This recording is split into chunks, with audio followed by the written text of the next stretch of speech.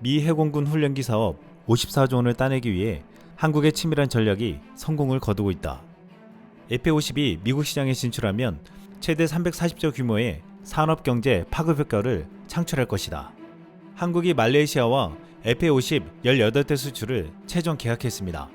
지난 23일 말레이시아에서 한국공군의 특수비행팀 블랙 이글스의 T-50 항공기가 30개국 방산업체 관계자들과 주민들 앞에서 현란한 고개 비행을 선보였습니다. 블랙 이글스 비행은 세계 각국에서 온 참석자들을 놀라게 하며 T-50의 우수함을 또다시 제대로 보여주었습니다. 그런데 그 시각 현장을 찾아간 이종석 국방부 장관은 한 말레이시아 국방장관 회담을 마치고 F-50 국산 경공격기 말레이시아 수출에 최종 계약을 마쳤습니다. F-50이 동남아시아에 진출한 건 인도네시아, 필리핀, 태국에 이어 말레이시아가 네 번째가 되었습니다. 이번 계약은 동남아 국가 수출 중 최대 규모로 총 1조 2천억 규모입니다. 이번 계약으로 말레이시아가 경전투기 18대 2차 도입도 가능성이 굉장히 크다며 1차에 이어 2차 계약까지 성사된다면 카이가 전세계 수출한 국산 항공기는 총 240대가 된다고 했습니다. 그런데 이번 말레이시아와 동남아 최대 계약을 하면서 지금 시선이 집중되는 곳이 있습니다. F-50이 도전장을 내며 현재 가장 유력하다고 보도되는 내년 미 해군 신규 훈련기와 미 공군 고등전술훈련기 사업입니다. 이미 2018년 T-50을 꺾고 미 공군 차세대 훈련기로 선정된 보잉 T-7A가 5년이 지난 지금까지도 치명적인 결함으로 양산되지 못하고 있습니다. T-7A의 연이은 양산 연기와 문제점 발견은 이미 다양한 판매와 운영 실적이 있는 T-50 전투기에게는 호재가 될 것이라고 했습니다. T-7A 개발 과정에서 미군의 희망을 포기하게 만든 충격적인 장면이 있었습니다. T-7A의 캐노피가 옆으로 열리는데 천장에는 비상시 폭파시켜 탈출할 수 있게 해주는 도파선이 있습니다. 고등훈련기에는 비상 상황 시에 빠져나갈 수 있는 안전장치가 필수적인데 T-7A에 달린 도파선은 엄청나게 위험했습니다. 실제로 실험하는 장면은 충격적이었습니다. 실험 결과 도파선이 폭발한 압력으로 조종사 머리에 충격이 전해져 내진탕이 생길 수 있고 폭파 후 조종사의 사출 좌석이 뚫고 나가는 과정에서 캐노피 파편으로 심하게 다칠 수 있었습니다. 더 큰 문제는 사출 후 조종사가 허리를 세우기도 전에 낙하산이 펴져 척추 골절까지 일으킬 수 있다는 것이었습니다. 즉 조종사는 전투시가 아니라 훈련 시에도 운명할 수 있는 훈련기였습니다. 반면 F-50은 캐노피가 위로 열리는 방식으로 더 비싸지만 굉장히 안전합니다. 유사시 캐노피가 먼저 떨어져 나가고 좌석이 사출되어 T-7과 같은 문제가 생길 이유가 없습니다. KF-21도 F-50과 같은 방식을 선택하고 있습니다. T-7A가 이 같은 위험한 방식을 선택할 수밖에 없는 가장 큰 이유는 값싼 가격 때문이라고 했습니다. T-7A는 F-50과 경쟁하면서 미 공군도 상상하지 못할 정도의 값싼 가격을 제시했습니다. 미 공군이 요구한 훈련기 수준에 맞추면서 가격을 다운시키기 위해서 여러가지 기술과 시도를 집어넣었습니다.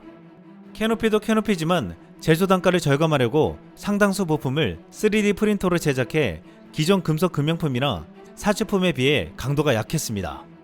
또한 T-7A는 시험기 2대로 2018년부터 올해까지 총 5년 동안 333회를 비행했는데 시험 비행 횟수 자체가 부족하고 비행제 소프트웨어의 신뢰성도 떨어졌다고 했습니다. 이는 KF-21이 지난해 7월 첫 비행을 시작해 세대로 5월까지 불과 10개월 만에 200회 시험 비행을 완료하고 잠정 전투 적합 판정을 받은 것과 비교하면 얼마나 형편없는지를 알 수 있다고 했습니다. 또한 후속 군수 지원을 위해 부품 리스트를 줘야 하는데 현재 30%에 불과한 리스트만 전달받았고 이는 예정 대비 3년이나 지연된 수준이라고 했습니다. 결국 보잉은 무리하게 F-50을 이기려고 낮은 가격을 제시했다가 수주전에는 이겼지만 그런 싼 가격으로 제대로 된 훈련기를 만들지 못하고 있는 것입니다. 이 때문에 T-7에 대한 미 공군의 불신과 분노가 극에 달한 상황인데 별다른 이변이 없다면 F-50은 700여 대 안팎의 미국 수주 시장에서도 석권할 가능성이 크다고 보고 있습니다. 이렇게 되면 규모 경제에 따라 기존 F-50의 획득, 위지 비용은 더 낮아지고 미군 제식 기종이라는 프리미엄도 붙을 것이라고 했습니다. 대규모 물량이 요구되는 미국 시장 진출이 성사될 경우 세계 훈련기 및 경전투기 분야에서 독점적인 시장 지위를 구축할 것으로 기대되고 있습니다. 과거 T-38 훈련기를 기반으로 만든 F-5 전투기가 미 공군의 운영을 기반으로 해외 동맹국 시장으로 영역을 확대하면서 무려 2,600여 대가 생산된 초베스트셀러 전투기가 된 것이 이를 입증한다고 했습니다. 결국 FA50 1000대를 팔겠다는 수출 계획이 정말로 현실이 될 수도 있다는 것입니다. 그런데 이번에 말레이시아가 FA50 도입을 결정하자 가장 배아파하며 이해할 수 없다고 딴지를 놓는 경쟁 기종이 있습니다. 마지막까지 경쟁한 인도의 테자스입니다. 인도의 테자스는 거의 35년간 독자 개발했지만 결국 실패하고 2014년 FA50에 탑재된 미국산 엔진 F404를 장착하고 이스라엘 A사 레이더를 탑재하면서 경전투기 시장을 노렸습니다.